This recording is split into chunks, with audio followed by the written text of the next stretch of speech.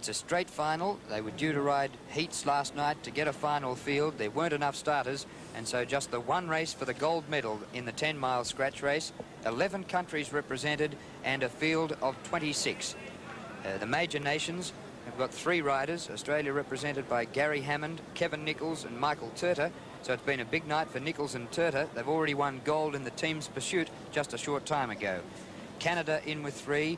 England with Paul Curran, Terry Tinsley and Sean Wallace. New Zealand have 3. Craig Adair, who won the time trial, Anthony Cuff and Graham Miller.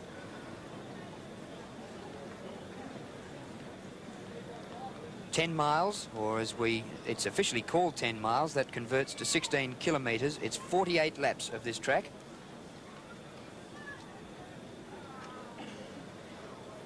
And surrounded by a couple of guys with the 10-mile experience, because Gary Sutton won a bronze medal in this event at Edmonton, and his brother Sean won the Shane won the silver medal, and Gordon Johnson went into the 1970 event in Edinburgh as a hot favourite and was beaten by the Canadian Jocelyn Lovell, who is still riding and competing at these games, but he's not in this event. And Lovell is the defending champion. He's won this twice in 1970, then after an 8-year break he won again at Edmonton, but he's not in the Canadian team for this race. In fact, Jocelyn Lovell, who was 6th in the time trial, hasn't been seen since. No, he's hasn't had good form, even though the early part of his training down the track about 10 days ago, he looked as though he had good form, but I'm not quite sure what's happened to Jocelyn. He's kind of gone off form, and you never know. He's a quite temperamental sort of fellow, but I thought he would have been in this field trying to get 3 10-mile gold medals. I know I would be. Number 61 there is David Weller, who was a bronze medalist at the Commonwealth Games in '78 and also at the Olympic Games in Moscow in 1980. Number 33 is Paul Curran of England, and he, about 45 minutes ago, took the bronze medal in the team's pursuit for England. Terry Tinsley, number 40, who could be one of the pre-race favourites. Gary Hammond, the Australian. This is his first ride at the Games. They have a rolling start, and it allows the handlers to get off the track, and they'll roll round, and the race starts after one more lap. So this is easily the biggest field that we've seen for any of the cycling events at these Games. We'll probably get a bigger one on Saturday morning for the road race. The Games record is held by Jocelyn Lovell. His winning time in Edmonton, 20 minutes, 5.81 seconds. They've started now. The race is underway, and as you can see, they've come out of that tight formation, and they'll start to lap it out down the bottom of the track. The teams racing really comes to the fore in this sort of event. You can see the 2 New Zealanders high on the bank there, sitting behind one another. But what happens actually is that you've got 4 or 5 teams with 3 men in each team. And prior to the event here, they've probably had a bit of a chat and said, well, you're the best sprinter. If you get to the end of the race, I'll take you and see if we can win it. And most teams do have a good sprinter in their team. And the Englishman at the head of the pack has decided to give them a bit of a break, and he's taken them out, and the Australian's going around the outside. Michael Turter trying to catch up to this breakaway Englishman. Kevin Nichols, that is, and that's Paul Curran just going high on the bank. As you can see, there's 1 Canadian out the front, there's 1 Englishman and 1 Australian. And what happens in these sort of races, if those 3 or 4 fellows get out there together, the boys at the back will block the other riders, and it's really hard to bring them back. This is where we'll see all the action in the early part, especially, you know, the stronger boys are going to try to make the sprinters a lot tighter. They're all starting to bunch up again now. We'll see a few more attacks in a minute. There's Paul Curran in front now, the English rider, just swinging high on the track. Everybody sort of just looking at everybody, and oh, a bit of a squeeze there, yeah. David Weller underneath. The first 5 mile, or half the distance, which will be 24 laps, this sort of thing, banking up and jumping away. Really what they're doing is just testing out who's got the strength and who's got the weaknesses in their teams. And as they get closer to the finish, that's if a decent break doesn't be like 3 or 4 riders get away and get a half a lap. and the fellas defending, you'll see the teams getting together for the final dash to the line. And that last lap and a half, or the last 2 laps, it can be death-defying. There's some real funny things happen in that last lap that you could write books about, I can tell you. That's Gary Hammond in front there with Michael Turter sitting in 2nd position. Is it necessary for all 3 team members to ride alongside each other, or will they only work that out as we get closer, say, well, 4 laps to go? Around about 4 or 5, or probably even 7 laps to go, you'll see all the countries, they'll all form up. Like all the Australian boys will probably get together, the Canadians, and like Gordon explained earlier, you'll get probably one of the boys will be, they all put their heads together early and say, all right, well, Michael Turter, we're going to try to get you up to win this gold medal. So the last 3 or 4 laps is going to be very, very interesting. What they normally do in the early part of the race is that they put their 3 men, right through the field. There might be one at the front, one in the middle, and one at the back. So if there is a jump away, at least one man in that team can cover that break. If they're all together and down the back and somebody goes off the front, like the Australians did in 1970, I remember it quite well, it takes you about 5 laps to get around, and the horses bolted, and then you just chase for 10 mile and come in 10th or 12th. The speed really hasn't dropped at this stage. You know, even though they're bunched up, they're keeping it, or the speed is sort of still going. So there's no real breakaways at this stage. This is a hard sort of speed because what they're doing is they're chopping and changing, and it actually breaks your leg. What we call breaks your rhythm. If they get into a nice rhythm and just lap it out, it's reasonably easy. But what happens here, they jump away and everybody's out of the saddle hurtling after somebody, and then they stop again. And the sprinters wouldn't be liking this at all, because the sprinters like a nice, slow ride, and when they come around to the finish, they can let 6 barrels go and hope they can win it. Now, already we've had a lot of leaders, probably 20 leaders or something. Is it possible for somebody to bury himself in the field and never take on the making of the pace? Oh, yeah. Yeah, that's possible. The sprinters would probably do that. You'll probably notice even there, up to date, there's mainly been all the strong pursuiters that have been in front. All the sprinters like Weller, he hasn't even been at the front yet, and just sort of tucking himself in there, keeping himself up the front. But the idea in this race, for tactics, if you are a sprinter and going to come with a big charge at the end, is to sit in the centre of the field. Try and stay in the middle of the field, because there you can cover it. There's a Northern Ireland boy jumping away there, followed by a Canadian, and with Peter Aldridge from Jamaica on the back. That's Leonard Kirk taking them out. And look, the front of the bunch, there's 2 Jamaicans blocking. The 2 green jumpers are Jamaicans. They've got 1 boy out the front. There goes. You see the boys lapping it out there. The Canadians not really interested. They'll probably break off with that challenge, and here comes the Kiwis. Well, those 3 with their little breakaway, it didn't last very long, because the New Zealander Graham Miller was keen to pick them up, and he goes to the front and now swings up the track. There goes another Northern Ireland boy. Well, no Australians up the front there at the moment. Sorry, that's Zimbabwe. It's not Northern Ireland. Only 2 Zimbabwe riders in it, Graham Cockerton and Gavin Young. Sean Wallace, 2nd place getter in the individual pursuit out there. He's trying to put the pressure on all the sprinters early. Now, if he gets away, it makes it interesting. There's not that many chasing. He's a strong boy, even though the boy from Zimbabwe is not that strong by the physique of him. He's probably a good hill climber, but he hasn't got the strength of Wallace. It would be interesting if they could get away, but again, there's nobody came out after them, and the Kiwis are controlling the front of the bunch there. There's 2 on the front of the bunch, and they are controlling it from the front. 34 laps to go in the 48-lap race. This is the only distance event in the Commonwealth Games program. On the track. Yeah, what we call distance. You have 4,000 metres. That's probably the other, long distance. But this Middle is 10 distance, miles. yeah. And it's good. It actually is a real good race when you get everybody riding around and darting away, and towards the end it really hots up and you can see some real thrills.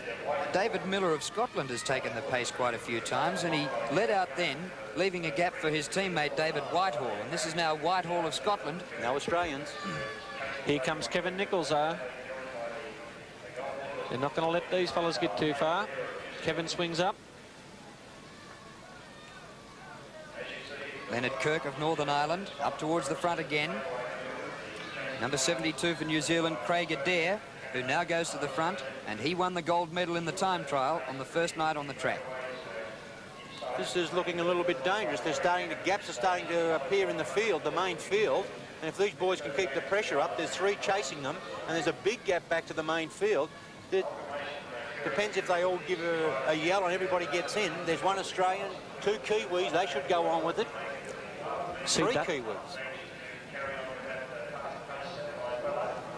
This is how the breaks eventuate. People going all the time, just not easing up.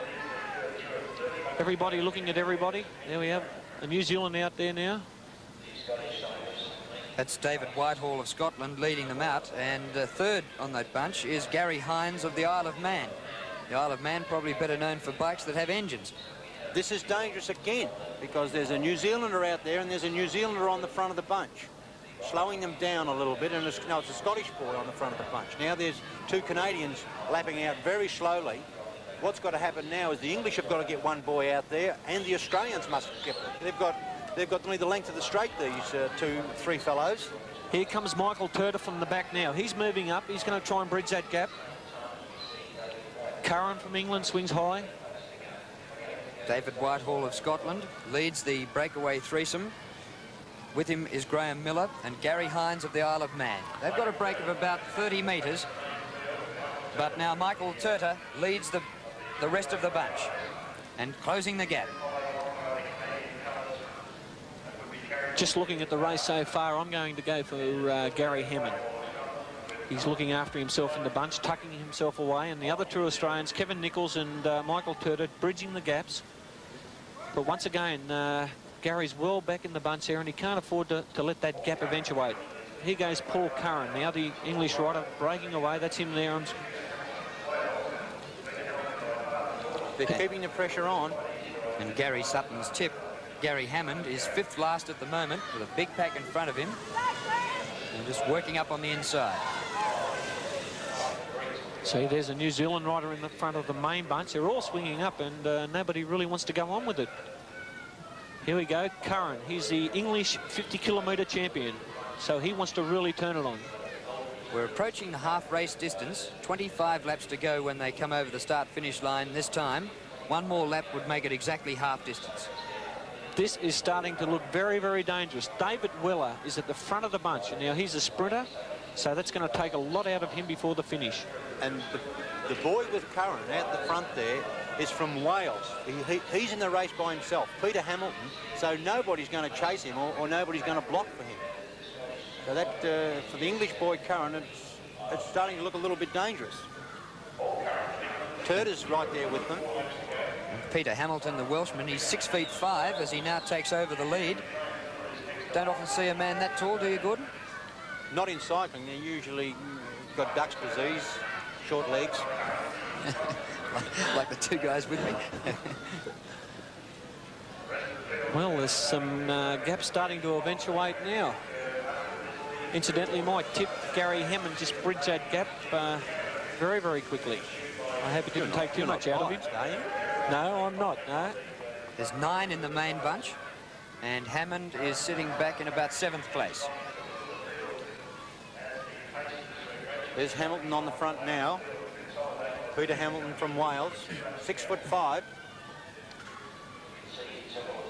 The pacers come right off the race. They're rolling around, probably catching their breath a little bit because there's 21 laps to go, and they're starting to get down to the business end of the race. A lot of these feints and attacks at the start. Hammond's on the front there, swinging up with a New Zealander behind him. Kevin Nichols just coming underneath now, just looking up at Hammond. So Hammond didn't take the pace for very long. No, very short. Looking after himself. Saving the lungs. And the legs. Sean Wallace of England leads and now swings up the track. And there's Hamilton again. He's led 3 times in the last 5 laps. Well, he's on his own in there, so I suppose he's got no teammates to keep him company, so he's best out the front. The speed's dropped off a little bit now. Yeah. Everybody's sort of looking at everybody as they come down with 20 laps to go. So Well, they've tested one another out, and there was really no strength asserted. Nobody could get away. All the pursuiters, all the strong men had a go. We had Wallace, we had the Scotch boy, Whitehall having a go. He's had another go. And this is Whitehall going again, and nobody's going with him. So David Whitehall of Scotland is taking it out on his own. Here comes Paul Curran from England. He's going right around the outside. He's going to bridge that gap. And the other Scottish rider, David Miller, tucks in behind the Englishman.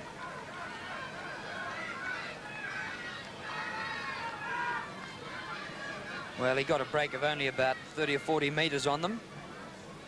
And that'll be bridged pretty soon.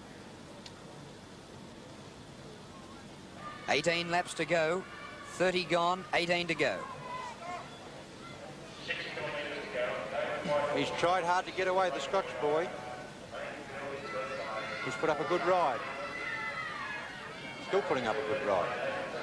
And there's another Scotch boy on the front of the bunch, defending or blocking, as we call it. Here comes Sean Wallace, the individual pursuer now. He's going to have a bit of a go right round the outside. He's going to bridge the gap very quickly. And this could look dangerous. If he goes on with this could be very, very dangerous, especially with the teamwork involved. Here comes the Australians. And two of the Australians are in this bunch, out to catch the leading two. This could be the Scottish. There's an Englishman, Whitehall, and Wallace out in the front there. Two Australians are coming up with Alex Steeder of Canada. The Jamaicans are chasing. So they have to get somebody up there. Must get somebody up there. The Australians in that leading bunch are Kevin Nichols and Michael Turter, but the Jamaicans, led by Weller, have brought them right up. Weller did a lung buster of a turn there. I thought he was going to save himself for the sprint, but he was serious to get back with that break. He thought that was dangerous. And that's about his third big turn of the night too. Each time it's looked real dangerous, he's bridged the gap, and that, that's going to take a lot out of him for the finish. How many turns he got in him? I don't think he's got too many, Gordon. The leader right now, Michael Turter, he just swings up the track. He's already won 2 gold medals. There's Weller in the centre of the screen there. The Zimbabwe boy. That's Leonard Kirk, and he's taken about 4 turns at leading. Steeder from Canada, is it? Steeder. Steeder, I'm sorry, around the outside. And the New Zealander is Graham Miller. Miller leads from Steeder. Kirk settles in behind them in 3rd place, and they've got a break of about 30 metres on the rest. But the rest coming again, led by Gavin Young of Zimbabwe, and also with them, Paul Curran of England. This could be dangerous. The 3 Australians are actually down towards the back of the field. Most of the favoured riders are down towards the back of the field. They're a little bit higgledy-piggledy out the front there. They haven't teamed together yet, but once they get together, these 4 which are getting together now, you'll see the other rider coming up just behind him in a moment. They've got a third of a lap. See, that's Stephen Bauer out there, the Canadian. He's tough. This is dangerous. Paul Curran, the English rider. Here comes the Australians, a great roar from the crowd, but by jolly, they've got a big gap there to fill. The Northern Ireland boy there. Into the last quarter of the race with 12 laps to go. And the Australians, Turter and Hammond, are leading the chasing bunch. Just 4 out in front, about a 40-metre gap with the Australians leading the chasing bunch, and they'll catch them probably within this lap.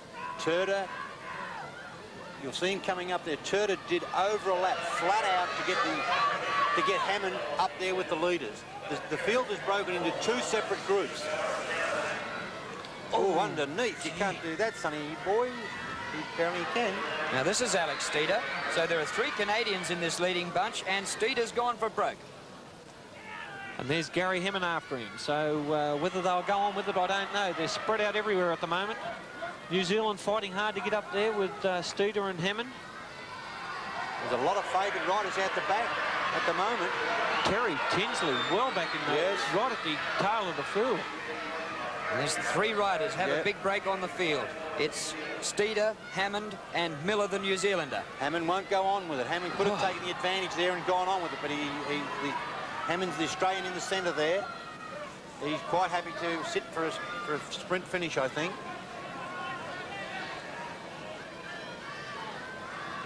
Turner's on the front there, followed by Peter Aldridge from Jamaica. Kevin Nichols now, he's going to put in his attack. High on the track, no, followed up. Nobody wants to go on with it at all. Well, I think they've all made certain agreements and they're trying to stick with it. It would appear as though, Gary, your prediction about Gary Hammond may be true. He didn't take on the pace. Well, Kevin Nichols has come out to do a bit of the work for him. Yeah, he's just sort of keeping an eye on things, but at the same time, it's starting to look very dangerous for Hammond. Scotch boy around the outside there. David Whitehall. He's put up a good ride, strong, attack and attack. Nichols has performed brilliant tonight in the team's pursuit, and honestly, this is his type of bike race. If they go on with it from there, it's all over. Well, they're running out of laps. 6 laps to go now, and these 3 have a break of about 70 metres on the rest of the field.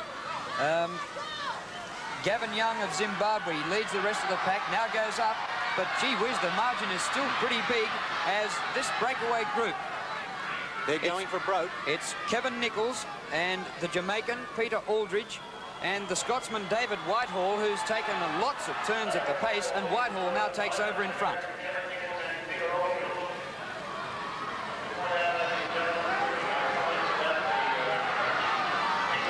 They've got a decent break. They'd have a third lap at the moment. Canadian are underneath, and he goes out of the main bunch. Nichols, he's pouring on the pressure also out there in front. He can see that he's got a good chance of winning a 2nd gold medal. These 3 tough fellows here. They're all road riders. There's still a big gap there. And chasing them for England is Sean Wallace, but the margin is still a good 50 to 60 metres with these 3 in front. 3.5 laps to go in the 10-mile. It was a 40-lap race, and we have a breakaway with 3 riders out in front. David Whitehall of Scotland. Going with them, Peter Aldridge of Jamaica, and also the Australian Kevin Nichols. They're starting to get organised back in the field. They're into their little groups. Everybody's teaming up, so you can expect a big charge. Here comes the English now, around the outside. Peter Aldridge from Jamaica hits the front. He's got his head down there, trying as hard as he can, but he's starting to weaken a little bit, I think, because the boys have done a lot of work out the front.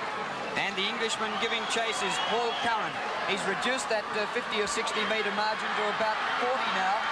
Michael Curter. I think the 3 in the front haven't got the legs with a lap and a half to go. And the 2 Australians are coming around the outside of the main bunch. It looks as though Kevin Nichols has done a great job for his teammates as it's Turner and Hammond joining in. Turner number 12 sweeps around them. Just behind them, Gary Hammond. It could be Australia 1, 2, 3. The Canadian is staying with them. That's Bauer. Australia 1, 2, 3 at the moment. What a fantastic bike race. Still in front is Kevin Nichols to win. Nichols to win. The Canadian picking up distance on the inside. Kevin Nichols goes across to win.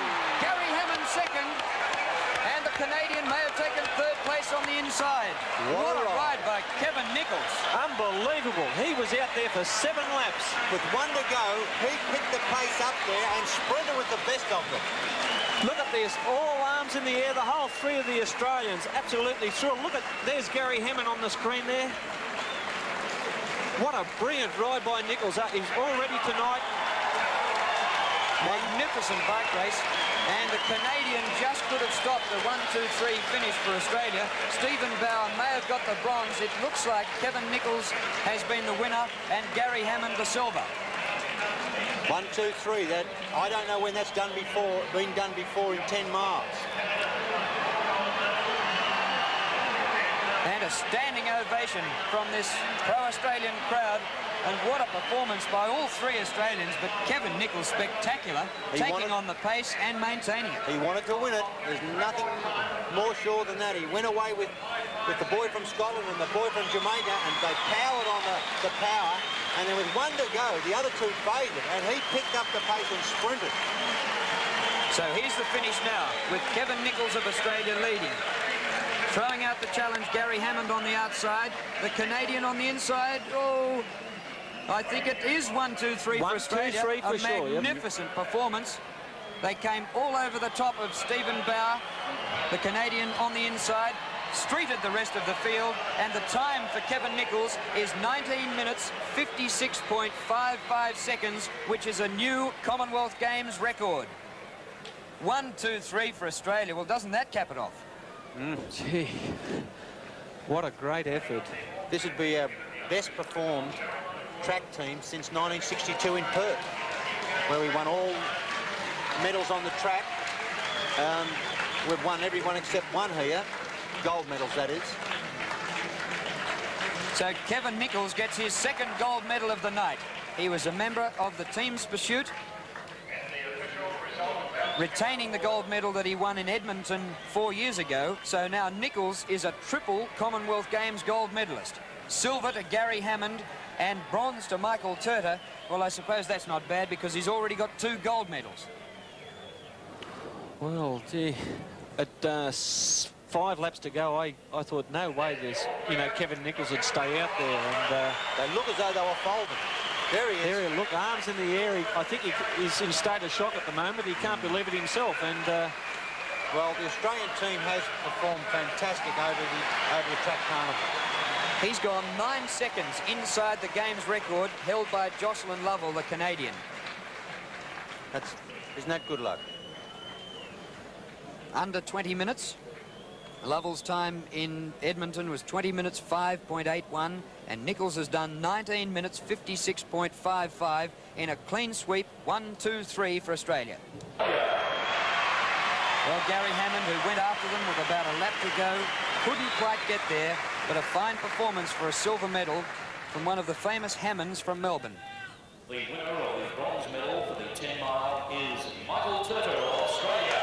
And what a Commonwealth Games it's been for Michael Turter. Gold medal in the individual pursuit, gold medal in the team's pursuit, and now bronze in the 10-mile.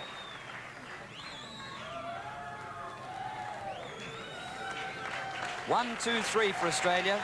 A Commonwealth Games record time for Kevin Nichols. All up, it's his 3rd gold medal in the Games, having won one in Edmonton 78.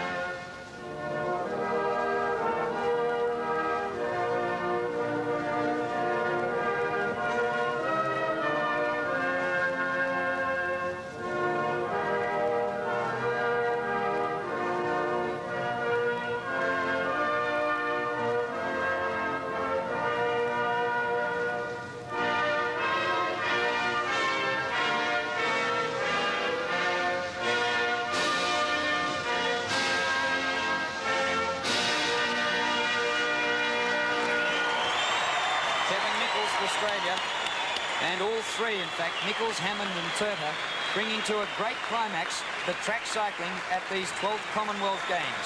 There have been 6 events in cycling to date. Australia, 4 gold medals, 3 silver and 1 bronze, including that clean sweep in the 10 miles.